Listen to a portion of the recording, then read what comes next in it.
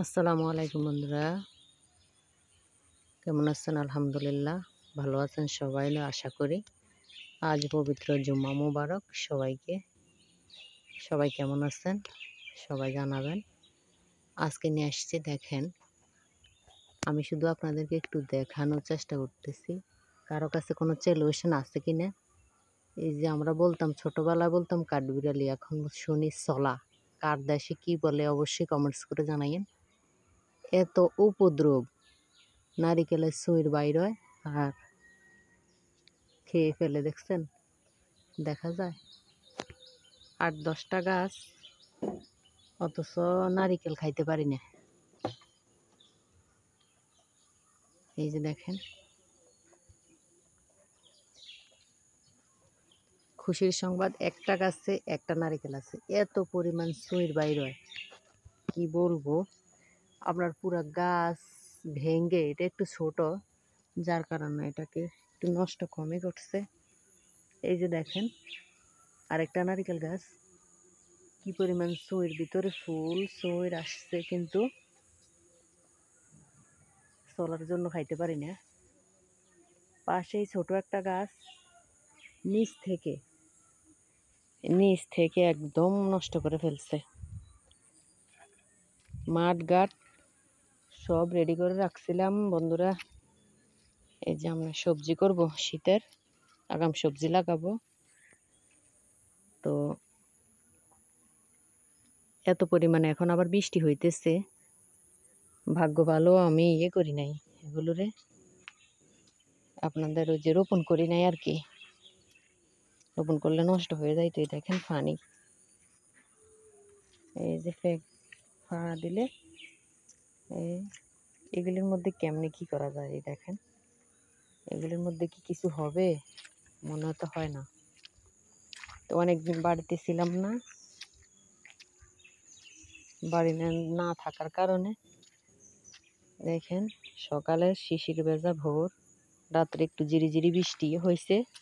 কার কার কাছে সকালের ঝিরিঝিরি কুয়াশা ভেজা ঘাস ভালো লাগে অবশ্যই কমেন্টস করে জানাই। এই যে দেখেন, আমি বলতে চাইছিলাম আমার একটা কলা গাছ এই যে আহত হয়েছে, বুঝছেন? কলা গাছ আহত হয়েছে, আমি আইসে তারপরে একটা বাঁশ দিয়ে এভাবে একটু বেঁধে দিছি। কারণ এই কলা গেলি আপনার বাচ্চারা যে তেঁতুল দিয়ে বানাই খাইব, ওই ব্যবস্থাও নাই, বুঝছেন? তো কয়দিন থাকলে হয়তো বা একটু ভিতরে যদি একটু হয় আর কি, তাইলে বাচ্চারা আপনার তেঁতুল দিয়েও বানাই খাইতে পারব। এই জন্য গাছটা আমি উঠাই রাখছি এই আর কি বন্ধুরা।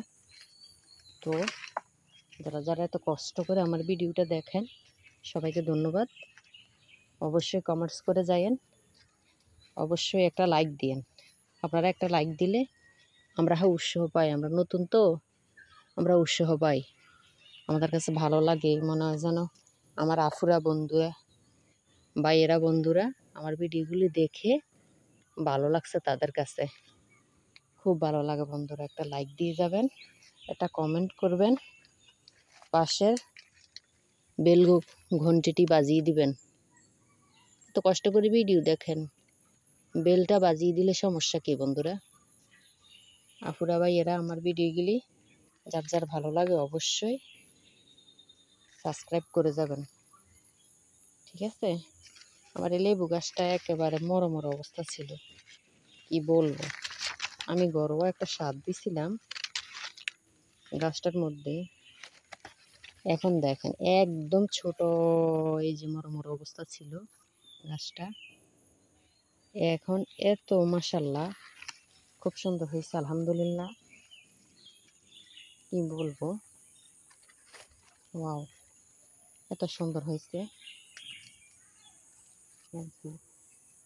তবু যারা যারা কষ্ট করে আমার ভিডিওগুলি দেখেন, ধন্যবাদ সবাইকে আমার পাশে থাকার জন্য। ওকে, আল্লাহ হাফেজ, আসসালামু আলাইকুম রহমতুল্লাহি ওয়া বারাকাতুহু।